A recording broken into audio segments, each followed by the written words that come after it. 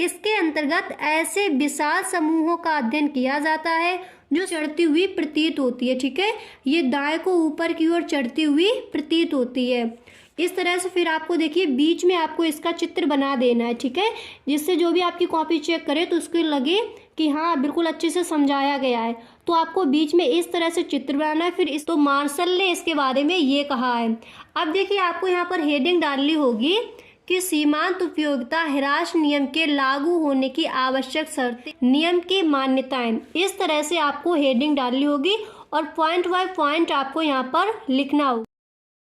Hello everyone, I am सुगम, welcome back. तो कैसे हो आप सब? आई होप आप सब अच्छी होगी। स्वागत है आप सभी का आपके अपने एसपी स्टडी यूट्यूब चैनल पर। तो गाइस, जैसा आपने कहा था कि 2023 के बोर्ड एग्जाम के लिए आपको इकोनॉमिक्स के महत्वपूर्ण जो आपके क्वेश्चन है यूपी बोर्ड के लिए, जो भी आपके इंपॉर्टेंट क्वेश्चन है वो हम आपको बता दें। तो जितने भी आपके जो इंपॉर्टेंट जो लॉन्ग आंसर है वो सारे ही आपको आज हम बताने वाले हैं। तो आप वीडियो में एंड तक बने रहे। ठीक है, देखिए मैंने सारे क्वेश्चन आपके लिए लिख कर यहाँ रखे हैं। ठीक है, जितने भी आपके जो इंपॉर्टेंट क्वेश्चन है वो सारे मैंने यहाँ पर आपके लिए लिखकर पहले से ही रख लिए हैं।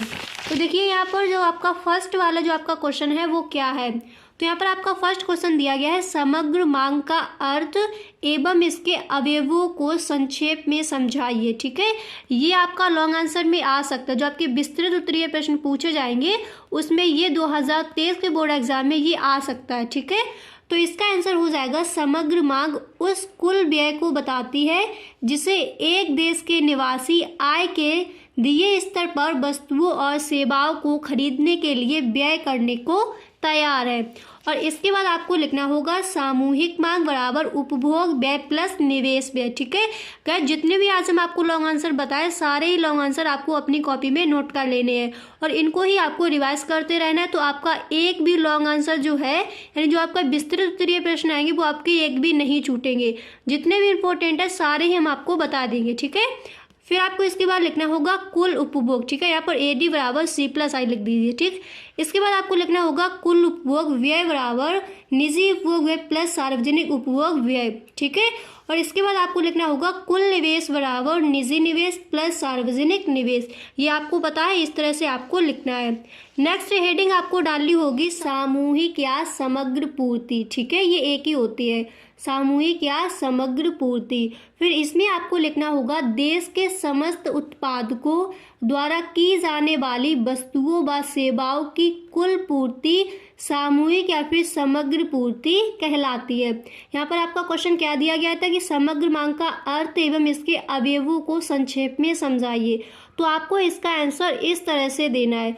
फिर गाइस देखिए आपको लिखना होगा सामूहिक पूर्ति, आपको लिखना होगा सामूहिक पूर्ति बराबर सकल घरेलू उत्पाद बराबर कुल साधन आय। ठीक है, और इसके बाद आपको लिखना होगा कीन्स के अनुसार। ठीक है, तो कीन्स ने इसके बारे में कहा है सामूहिक पूर्ति बराबर उपभोग प्लस बचत यानी AS बराबर C+S।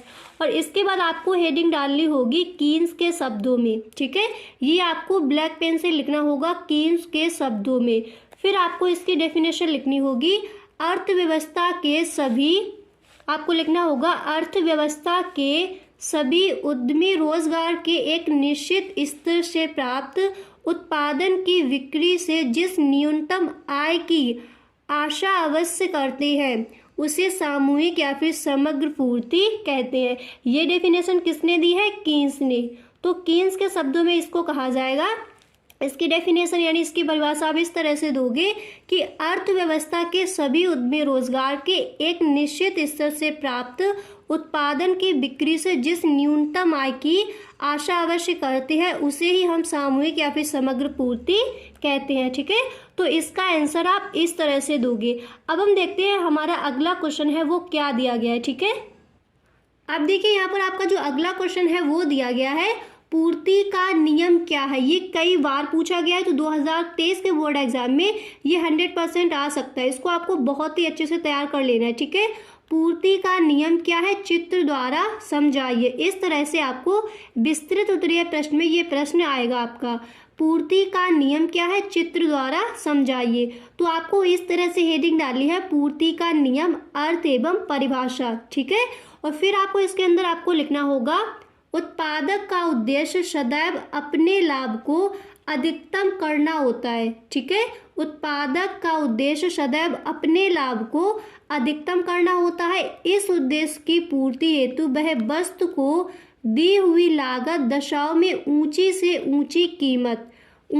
ऊंची कीमत पर बेचना चाहता है। पूर्ति का नियम यह बताता है कि अन्य बातों के समान रहते हुए किसी वस्तु या सेवा की कीमत में वृद्धि होने पर उसकी पूर्ति में भी वृद्धि होती है तथा कीमत में कमी होने पर उसकी पूर्ति में भी कमी होती है। इस प्रकार कीमत और विक्रय की जाने वाली वस्तु की मात्रा में प्रत्यक्ष तथा सीधा संबंध पाया जाता है। ठीक है, और फिर इसके बाद आपको लिखना होगा सीधा संबंध पाया जाता है, और इसके बाद आपको लिखना होगा पूर्ति का नियम यह बताता है कि अन्य बातें समान रहने पर जितनी कीमत अधिक होती है उतनी ही पूर्ति अधिक होती है। तो आपको क्या करना है, जो मैंने यहाँ पर ये इन्वर्टेड कॉमा में जो आपको जो भी क्लोज किया हुआ लिखा हुआ है ये आपको ब्लैक पेन से लिखना होगा। ठीक है, रहने पर जितनी कीमत अधिक होती है उतनी पूर्ति अधिक होती है और जितनी कीमत कम होती है उतनी ही पूर्ति कम होती है।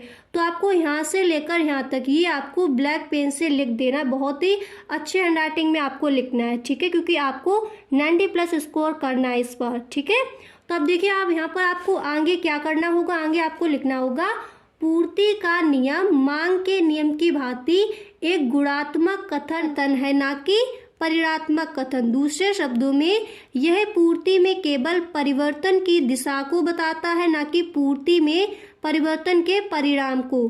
पूर्ति का नियम यह नहीं बताता कि कीमत में परिवर्तन होने पर पूर्ति कितनी मात्रा में कम अथवा अधिक होगी। संक्षेप में पूर्ति का नियम बताता है कि पूर्ति और कीमत एक ही दिशा में परिवर्तित होते हैं, परंतु यह आवश्यक नहीं कि पूर्ति का परिवर्तन अनुपातिक हो। ठीक है, इस तरह से आपको लिखना है, और इसमें ही आपको फिर आगे लिखना होगा नियम एवं मान्यताएं। आपको आगे हेडिंग क्या डालनी होगी, नियम एवं मान्यताएं, और इसके अंदर आपको लिखना होगा पूर्ति के नियम की निम्नलिखित मान्यताएं हैं। ठीक है, इस तरह से आपको लिखना है, और फिर आपको इस तरह से लिखना है कि क्रेताओं तथा विक्रेताओं की आय में कोई परिवर्तन नहीं होना चाहिए।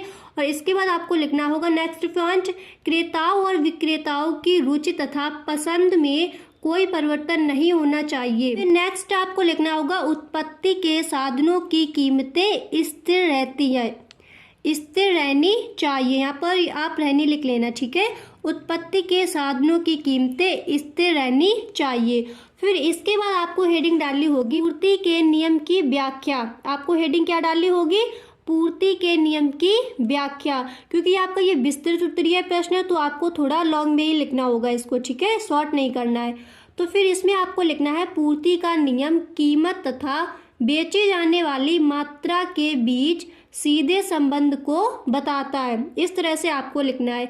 इसलिए जब पूर्ति के नियम को पूर्ति रेखा द्वारा व्यक्त करते हैं, ठीक है, पूर्ति रेखा द्वारा व्यक्त करते हैं तो पूर्ति रेखा दाएं को ऊपर की ओर चढ़ती हुई प्रतीत होती है। ठीक है, ये दाएं को ऊपर की ओर चढ़ती हुई प्रतीत होती है। इस तरह से फिर आपको देखिए बीच में आपको इसका चित्र बना देना है। ठीक है, जिससे जो भी आपकी कॉपी चेक करे तो उसको लगे कि हाँ बिल्कुल अच्छे से समझाया गया है। तो आपको बीच में इस तरह से चित्र बनाना है, फिर इसके नीचे आपको लिखना है। ठीक है, पॉइंट बाय पॉइंट आपको लिख देना है कि कीमत में वृद्धि होने से आपको क्या लिखना है, फर्स्ट पॉइंट डाला, फिर आपको लिखना है कीमत में वृद्धि होने से विक्रेताओं के लाभ में वृद्धि होती है और अधिक लाभ प्राप्त करने की दृष्टि से वे पूर्ति को बढ़ाते हैं। फिर आपको नेक्स्ट पॉइंट यहाँ पर लिखना होगा कीमत में कमी होने से विक्रेताओं को लाभ प्राप्त होता है या हानि होने लगता है। लाभ कम होने या हानि से बचने के लिए वे पूर्ति को कम कर देंगे। ठीक है, इस तरह से उसका आपको आंसर देना होगा। ठीक है, अब देखिए यहाँ पर आपका जो अगला क्वेश्चन है वो दिया गया है सीमांत उपयोगिता ह्रास नियम की व्याख्या कीजिए तथा इसके महत्व एवं सीमाओं पर प्रकाश दीजिए, यानी प्रकाश डालिए। तो ये बहुत ही इंपॉर्टेंट है, आपको भी पता है ये कई बार पूछा गया है। आप पेपर उठा के देखना, कई बार ये क्वेश्चन पूछा गया है। तो इसको आपको बहुत ही अच्छे से तैयार करना है, क्योंकि 2023 के बोर्ड एग्जाम में ये पूछा जा सकता है। तो आपको बहुत ही अच्छे से इसको तैयार कर लेना है। जितना भी मैंने यहाँ पर लिखाया है पूरा आपको नोट करना है और उसको आपको रिवाइज करते रहना है, ठीक है। तो सबसे पहले आपको हेडिंग डालनी होगी सीमांत उपयोगिता ह्रास नियम। इस तरह से आपको हेडिंग डालनी होगी, बहुत ही अच्छे राइटिंग में आपको लिखना है, ठीक है। फिर इसके अंदर आपको लिखना होगा मनुष्य की आवश्यकताएं असीमित होती हैं तथा समय विशेष पर किसी आवश्यकता विशेष को ही संतुष्ट किया जा सकता है, ठीक है। और फिर आपको लिखना है आवश्यकताओं की इसी विशेषता पर सीमांत उपयोगिता ह्रास नियम आधारित है। यह उपभोग का एक महत्वपूर्ण नियम है और दैनिक जीवन के अनुभवों पर आधारित होने के कारण यह सार्वभौमिक एवं सर्वमान्य है। इस नियम का सर्वप्रथम उल्लेख किसने किया, ये आपको बहुत ही अच्छे से याद करना है। इस नियम का सर्वप्रथम एक ऑस्ट्रियन अर्थशास्त्री H.H. गोसेन ने किया था, ठीक है। H.H. गोसेन ने किया था। इसे गोसेन का प्रथम नियम भी कहते हैं। ये आपको बहुत ही अच्छे से याद करना है कि सीमांत उपयोगिता का जो ह्रास नियम है इसको हम गोसेन का प्रथम नियम भी कहते हैं। इसका सर्वप्रथम उल्लेख किसने किया था, ऑस्ट्रियन अर्थशास्त्री थे, उनका नेम क्या था, H.H. गोसेन, ठीक है। समझ आ गया। अब देखिए यहाँ पर आपको इस तरह से लिखना होगा मार्शल के अनुसार कि मार्शल ने इसकी परिभाषा क्या दी है, ठीक है। तो आपको ये ब्लैक पेन से लिखना है मार्शल के अनुसार, फिर आपको कॉमा लगाना है। इन्वर्टेड कॉमा के अंदर आपको लिखना है किसी व्यक्ति के पास वस्तु विशेष के स्टॉक में एक दी हुई मात्रा में वृद्धि होने पर उसे जो अतिरिक्त लाभ प्राप्त होता है वह स्टॉक में होने वाली प्रत्येक वृद्धि के साथ घटता जाता है, ठीक है। तो मार्शल ने इसकी परिभाषा क्या ही है, दोबारा से देख लो। किसी व्यक्ति के पास वस्तु विशेष के स्टॉक में एक दी हुई मात्रा में वृद्धि होने पर उसे जो अतिरिक्त लाभ प्राप्त होता है वह स्टॉक में होने वाली प्रत्येक वृद्धि के साथ घटता जाता है, ठीक है। तो मार्शल ने इसके बारे में ये कहा है। अब देखिए आपको यहाँ पर हेडिंग डालनी होगी कि सीमांत उपयोगिता ह्रास नियम के लागू होने की आवश्यक शर्तें एवं नियम की मान्यताएं। इस तरह से आपको हेडिंग डालनी होगी और पॉइंट बाय पॉइंट आपको यहाँ पर लिखना होगा, ठीक है।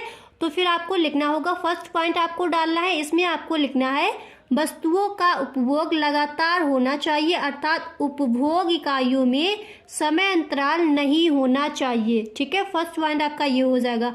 सेकंड आपको लिखना होगा उपभोग इकाइयों का आकार पर्याप्त होना चाहिए, अति लघु नहीं, ठीक है। उपभोग इकाइयों का आकार पर्याप्त होना चाहिए, अति लघु नहीं। और इसके बाद आपको नेक्स्ट पॉइंट जो आपका दिया गया है वो आपको लिखना है सभी वस्तु इकाइयाँ समरूप होनी चाहिए, भिन्न नहीं, यानी अलग नहीं, ठीक है। सभी वस्तु इकाइयाँ समरूप होनी चाहिए, भिन्न नहीं। और इसके बाद आपको अगला पॉइंट है वो लिखना है वस्तु के उपलब्ध स्थान पन्नों का मूल्य स्थिर रहना चाहिए। वस्तु के उपलब्ध स्थान पन्नों का मूल्य स्थिर रहना चाहिए। फिर इसके बाद आपको हेडिंग डालनी होगी महत्व, क्योंकि आपसे महत्व भी पूछा गया है प्रश्न में। आपको हेडिंग डालनी होगी महत्व और इसके अंदर आपको लिखना होगा उत्पादन में विविधता आती है, ठीक है। ये आपका फर्स्ट पॉइंट हो गया। फिर आपको लिखना होगा यह नियम मांग के नियम का आधार है और इसके बाद आपको लिखना होगा यह नियम सम सीमांत उपयोगिता नियम का आधार है। नेक्स्ट पॉइंट आपका दिया गया है उपभोक्ता के बचत की अवधारणा इसी नियम पर आधारित है। अगला आपका दिया गया है यह नियम प्रगतिशील कर प्रणाली का आधार है, ठीक है। नेक्स्ट हेडिंग आपको डालनी होगी नियम की सीमाएं, ठीक है। वस्तु इकाई की बहुत छोटे होने पर, ठीक है। और नेक्स्ट पॉइंट आपको लिखना होगा उपभोक्ता की मानसिक स्थिति के असामान्य होने पर, ठीक है। और अगला पॉइंट यहाँ पर आपको लिखना होगा दुर्लभ वस्तुओं मुद्रा आदि के संचय किए जाने पर। नेक्स्ट पॉइंट आपको लिखना होगा वस्तु उपभोक्ता की संख्या में वृद्धि होने पर। तो ये नियम की सीमाएं दी गई हैं, ठीक है। और इसके बाद आपका जो अगला क्वेश्चन है वो दिया गया है यहाँ पर समष्टि अर्थशास्त्र क्या है। समष्टि अर्थशास्त्र की विषय वस्तु की विवेचना कीजिए, ठीक है। विस्तृत उत्तरीय प्रश्न में ये बहुत ही इंपॉर्टेंट है, आपको इसको भी बहुत ही अच्छे से तैयार कर लेना। गाइस जितने भी आज मैं आपको जो क्वेश्चन बता रही हूँ सारे क्वेश्चन आपको अपनी कॉपी में नोट कर लेनी है और इनको आपको रिवाइज करते चलना है। और अगर आपको जो इम्पोर्टेंट क्वेश्चन है नेक्स्ट वीडियो अगर आपको चाहिए तो आप कमेंट बॉक्स में ज़रूर बताएं, ठीक है। चाहे वो किसी भी सब्जेक्ट के इम्पोर्टेंट क्वेश्चन हो, ठीक है, फिजिक्स केमिस्ट्री किसी भी सब्जेक्ट का अगर आपको चाहिए हो तो आप कमेंट बॉक्स में हमें ज़रूर बताएं, ठीक है। तो देखिए इस क्वेश्चन की इस तरह से आपको हेडिंग डालनी है। जब आप इसका आंसर लिखोगे तो इस तरह से आपको हेडिंग डालनी होगी समष्टि अर्थशास्त्र का अर्थ एवं परिभाषाएं, ठीक है। तो फिर इसके अंदर आपको लिखना होगा समष्टि अर्थशास्त्र के अंतर्गत आर्थिक व्यवस्था का संपूर्ण रूप से अध्ययन किया जाता है, ठीक है। इसके अंतर्गत ऐसे विशाल समूहों का अध्ययन किया जाता है जो संपूर्ण अर्थव्यवस्था को प्रदर्शित करते हैं, जैसे कुल रोजगार, कुल उत्पादन, ठीक है।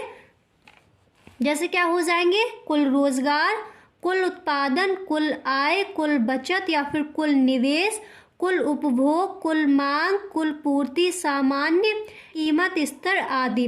इस प्रकार समस्त अर्थशास्त्र में समूहों अथवा समस्त अर्थव्यवस्था से संबंध रखने वाले औसतों यानी योगों का अध्ययन किया जाता है। यहाँ तक आपको लिखना होगा। फिर आपको यहाँ पर लिखना होगा ना कि विशिष्ट मदों का, ठीक है, ना कि विशिष्ट मदों का। इसके बाद आपको देखो हेडिंग डाली है प्रोफेसर वोल्डिंग के अनुसार, प्रोफेसर वोल्डिंग के अनुसार। तो इन्होंने इसकी डेफिनेशन में क्या कहा है, ठीक है। तो इन्होंने कहा है समष्टि अर्थशास्त्र व्यक्तिगत मात्राओं का अध्ययन नहीं करता अपितु इन मात्राओं के समूह का अध्ययन करता है, व्यक्तिगत आयों का नहीं, ठीक है।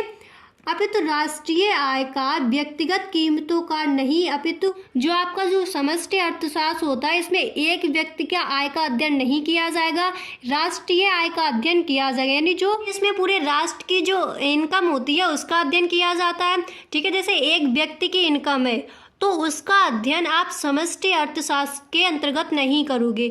आपके पूरे राष्ट्र की जो इनकम है, संपूर्ण राष्ट्रीय जो इनकम है, जो आय है, उसका अध्ययन समष्टि अर्थशास्त्र के अंतर्गत किया जाता है, ठीक है। तो देखिए राष्ट्रीय आय का, व्यक्तिगत कीमतों का नहीं, ठीक है, व्यक्तिगत कीमतों का नहीं अपितु सामान्य कीमत स्तर का, व्यक्तिगत उत्पादन का नहीं अपितु राष्ट्रीय उत्पादन का।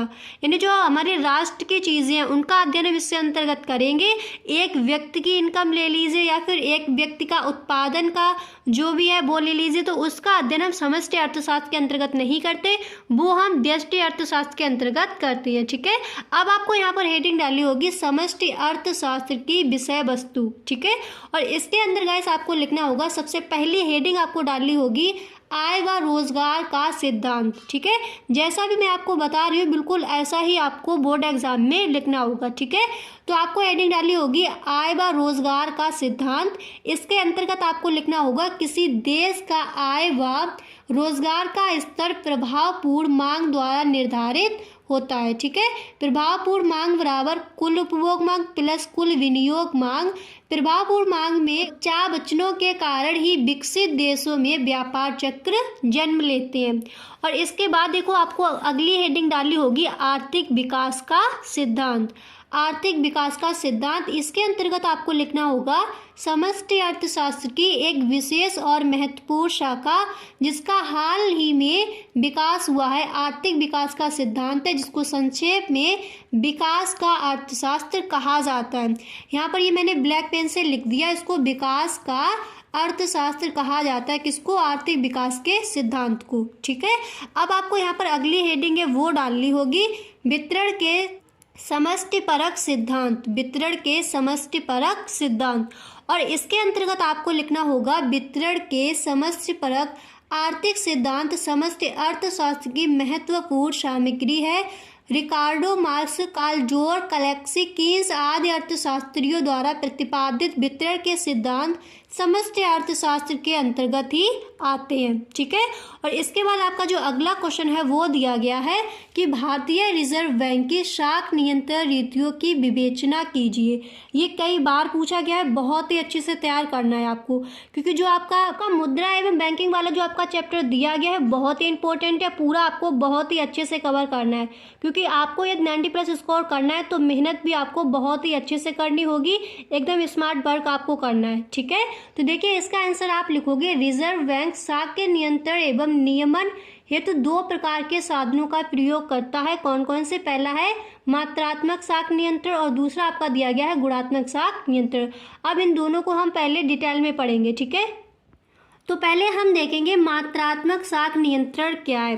पहले आपको ये लिखना है, फिर आपको इसमें फर्स्ट हेडिंग डालनी होगी बैंक दर में परिवर्तन, और इसके अंतर्गत आपको लिखना होगा बैंक दर वह दर है जिस पर केंद्रीय बैंक व्यापारिक बैंकों को प्रथम श्रेणी की प्रतिभूतियों पर ऋण सुविधाएं प्रदान करता है। सामान्यतः जब देश में मुद्रा प्रसार की स्थिति होती है तो बैंक दर में वृद्धि की जाती है, और जब मुद्रा संकुचन की स्थिति होती है तो बैंक दर में कमी हो जाती है, ठीक है।